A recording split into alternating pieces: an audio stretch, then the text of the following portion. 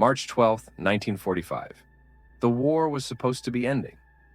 Berlin burned, armies retreated, and yet, something far darker stirred in the ruins. Captain Adler walked through the snow-choked streets, each step crunching like bones beneath his boots. The radio hissed static, then a voice, distorted, "They are coming!" He wasn't sure if it was the enemy or the dead speaking, but fear gripped him harder than any artillery ever could. The city was a graveyard. Buildings crumbled like giant tombstones, the smell of ash and gunpowder hanging thick. March 15th, the day Adler had lost his entire platoon. They had vanished near the old Reichstag, leaving behind only bloodstains frozen in the snow. A shadow moved across the shattered windows, faster than any human could run. He raised his pistol, but it felt meaningless. He heard whispers, names, dates, confessions from men long dead.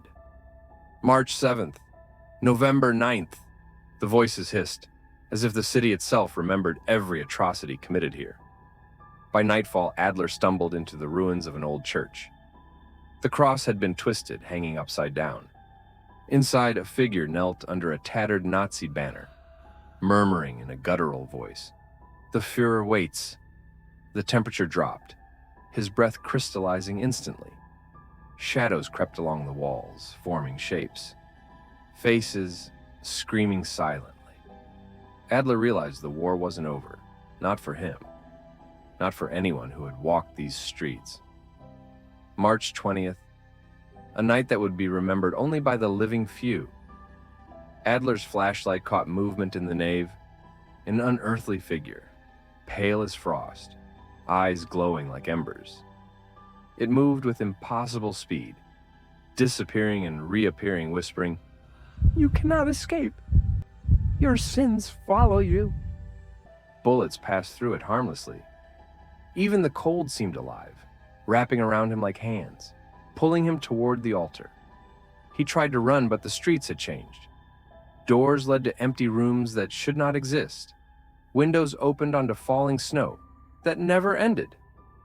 March 22nd, and the city itself seemed alive, remembering every horror of the Third Reich. Each echo of gunfire, each scream of the innocent, each command whispered by Hitler himself, all trapped here, feeding something monstrous. Adler's mind began to crack. He could hear the names of his fallen men whispered back to him, mocking him, accusing him. Then it grabbed him, ice cold, unyielding. No shape, no face, just a void.